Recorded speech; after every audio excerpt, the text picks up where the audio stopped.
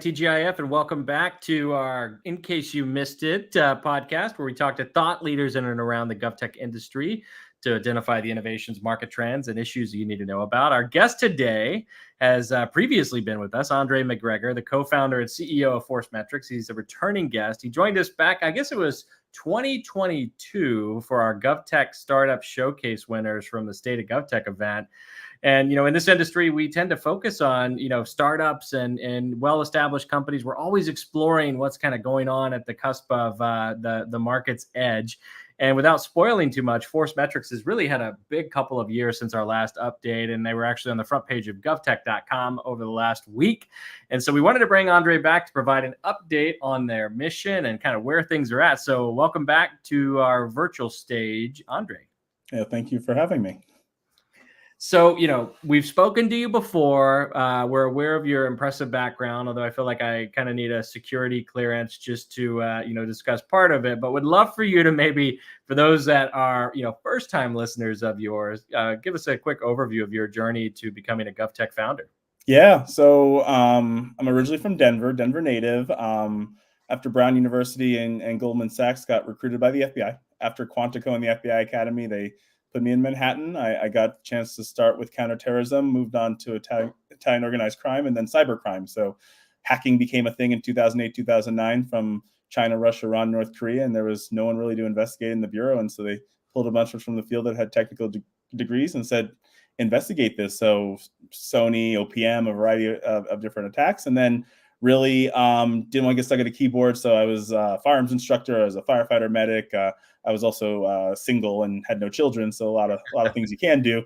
And then wanted to go back to engineering. Was building cybersecurity software, and then George Floyd happened, and really that was a one pivotal moment in my life. But then the other was my academy classmate Dan Alfin was shot and killed in Miami not that long after, and really sort of this sort of conversation around how we have better outcomes with public safety was both on the community side for me as much as on law enforcement, and that's what led me to create ForceMetrics along with my wonderful team.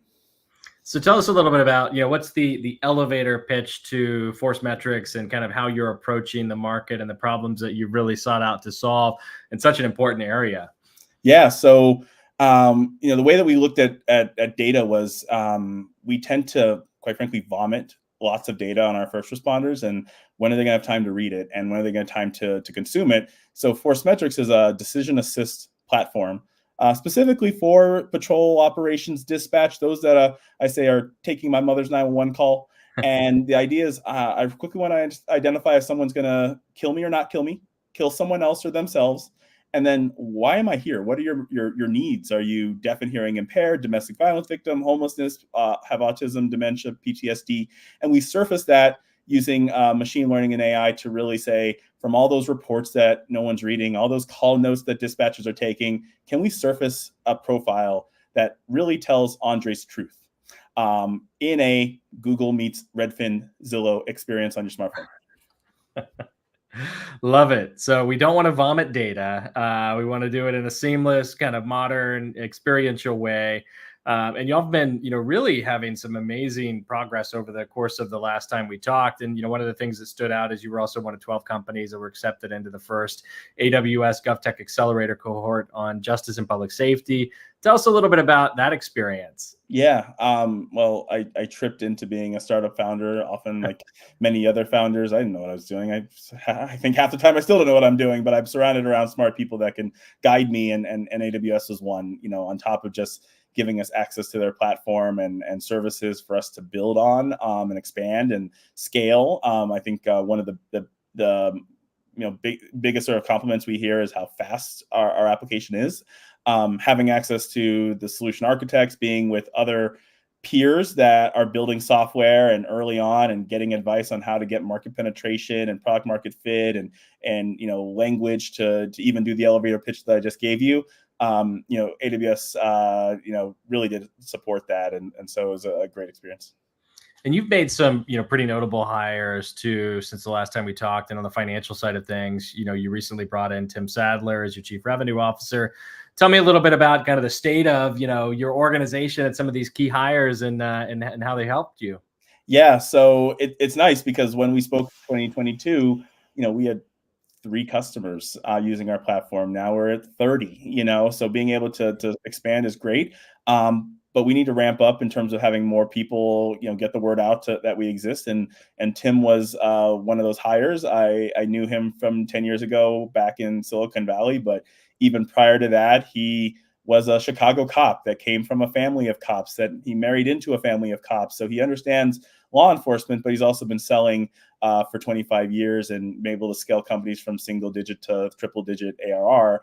And so it was important for me to bring someone that had that industry experience. I need someone that can sit with a police chief and actually know what it's like to, wear the uniform, be concerned about safety, but also someone that could know how to help me grow a company so that we continue to get more cities using the platform. So the big news this week was that you raised, $22 million in capital from investors, and, congratulations to you and the team on that. But tell me a little bit about, how this is going to help usher in the next phase of ForceMetrics. Yeah, and I mean, it's not remiss on me that, quite frankly, founders that look like me don't normally, raise money like that, and so I want to make sure that I'm taking the proper steps to, trailblaze as little as I'm doing. I don't think of myself as a trailblazer, to continue to show, diverse founders exist, but really, what that is, we just have a company to grow. We want to go from 30 logos to 80 logos next year. That includes a go-to-market team that needs to get out there to cities, at customer success, which I think is as important as sales, because if in this industry, as you're well aware, if agency loves you, they'll tell their friends. If an agency hates you, they'll tell their friends. So we want to make sure that our customers, love using the platform, that we have high utilization of the platform, and then, quite frankly, there's just a organizational machine that we need to put in place so that we get contracts out properly, and we deal with sort of the HR problems that sometimes arise and all the things that any company has to deal with. And so my goal is to really have ForceMetrics be the technology that officers think of first when they have a couple seconds before they knock on that door, step out of their car, to make sure that they have a safe outcome. Yeah, such a good story. And so, there's a lot of people that we talk to in the market that are interested in, kind of becoming the Andres of the world. They want to build a company in the space. They want to scale. They've got a mission orientation that they're looking at trying to build a business around. So you've seen kind of the good, the bad, and the ugly, the data vomit that we just talked about, right? So tell me a little bit about kind of co-founding and leading a company in GovTech. I mean, any words of advice or things you wish you could tell kind of an earlier, form of yourself? Yeah, it's interesting because when I was speaking with the many investors I spoke with to get through our fundraising round, I like to say that there's most VCs are GovTech curious. They may not actually invest in it because they don't, quite frankly, understand it. And I think the thing that is most important is you've got to think of local state law enforcement like SMBs, but instead of SMG, small medium governments, they can make fast decisions. They actually have a very large budget. If you think about it, if you look at any city, your tax dollars funds anywhere from 40 to 70% of a police department come out of that budget. And so and you have to realize that you're working with a buyer that has the ability to purchase what you want. You just have to know what that pain point is, articulate what that ROI is for them, and then help them trust and de-risk that going with you, you're not going to go out of business tomorrow, because that's a legit concern. But B, surrounding yourself with the advisors that have been in the space before. And I know that sometimes it's hard to get advisors' attention, sometimes to be able to do it. But there's a lot of people that have walked that path. A lot of people that are not the largest of companies, and really, it's a little bit of a slog. I don't think anyone's going to deny that selling into GovTech isn't the easiest thing, but when you do and you have successes and your customers are willing to speak about those successes, that's important, then you actually will get traction. And I've seen your customers all over social media, definitely talking about, what's going on with their use of ForceMetrics. So it's been great to see that. Now, kind of the flip side of things, as you think about them, what's the experience been working with the different types of jurisdictions? Are there common kind of threads that are there? Any thoughts there on, what they should know about working with companies like ForceMetrics, maybe even the early days of that journey? Yeah, I think in general, if you're coming from like an investor side, they tend to always think about New York, Chicago, and LA. And I actually say that there are more customers like Greensboro and Abilene, Texas, than you are going to have New York, Chicago's LA. So being able to work with the mid market and actually the smaller agencies is very important because there's just more of them, quite frankly. And once you understand that language, you're able to talk to the neighboring agencies and a variety of stuff.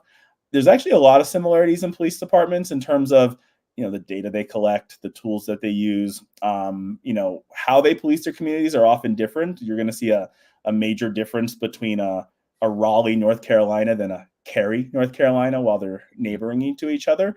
But the thing that they're all looking for is, how can we all work together? I think there's just a little difference in like maybe the private sector where they're like a Citibank and a JP Morgan Chase may fight each other on deals. Well, police departments don't fight each other on deals. So they're really looking to say, how's your technology going to work with this neighboring technology or this ancillary technology? And really that's the conversation that we should be having with departments, is that you have an open API, open ability to share data. Openness and interoperability, definitely a key. And as you look to the future, I mean, there's so much right now that's intersecting government, especially in justice and public safety. I mean, what do you think? Looking a year out, can we even predict that far? Like, what are some of the kind of things that you're tracking on that are going to intersect JPS? Is it AI? Is it, new regulations that are going to emerge? Is it new behaviors or expectations? I'm just kind of curious. You're in the market, you're seeing this vantage point. What do you see around the corner? Yeah, so it's interesting because prior to Open AI and ChatGPT, I would say you would never mention AI or anything around public safety because it was sort of a pejorative. And then once ChatGPT existed, I started getting customers saying, "What's your AI like?" Or "Can we use AI for X, Y, and Z?" And that's a good thing in a lot of ways, not often in public safety, mainly because I think it's one of the few industries that we still need a human highly Mhm. connected, much like emergency rooms. We have a lot of data decision making, but if my Spotify DJ, which I have a newborn and I play a lot of white noise out of my Spotify, the DJ, as with my music, all of a sudden now the next song suggested is white noise. Spotify, you kind of got it wrong, but no one got injured, no one got hurt, and I can click Yeah. fast forward past that song. Can't always do that in public safety, and so I do think there's still a man plus machine that we need to Mhm. continue. But the thing I think will be interesting is really not only drones. Obviously, that's a highly interesting topic, but robotic security. I think you're going Yeah. to see a place where 20, 30 years ago, we laughed at RoboCop, right? We remember even that initial scene of RoboCop. And now I don't know if it would be bad to have a robot that could go into a situation that doesn't get injured when shot at, can have a non-lethal way of wrapping up a subject, and everyone goes home alive. I think you're actually going to see people say that's not a bad idea, and I think you're going to start seeing more of those little pieces of technology emerge. Love it. Well, always fun to talk to you, pick your brain, and I mean, congrats on just the amazing success that y'all have had, and it's been so great to follow your journey from LinkedIn, but also like just to see your customers talking about it has been phenomenal. So I guess the final question I have for you is just, where can people go to learn more about what you're doing in market and connect with you? Yeah, I mean, obviously, our website, forcemetrics.com, is a great place to get that initial information. And if you want a live demo and see for yourself why 75% of all agency employees use ForceMetrics and we're not their system of record, or not their dispatch software, please go to the website and we'll get, fill out the form. We'll give you the demo. But then, of course, I do like to post on LinkedIn, so feel free to take a look at LinkedIn. And I just posted today some free software for people with looking for social media information for investigations, and I like to just stay connected there as well. So connect with Andre there, plug into ForceMetrics. Thanks, Andre, for carving some time out. Appreciate it. And we'll see you. Maybe we'll check in a little bit sooner than a couple of years. We'll try to, come back to you maybe in 6 months to 12 months, but appreciate your time today. Appreciate it, Dustin. All right.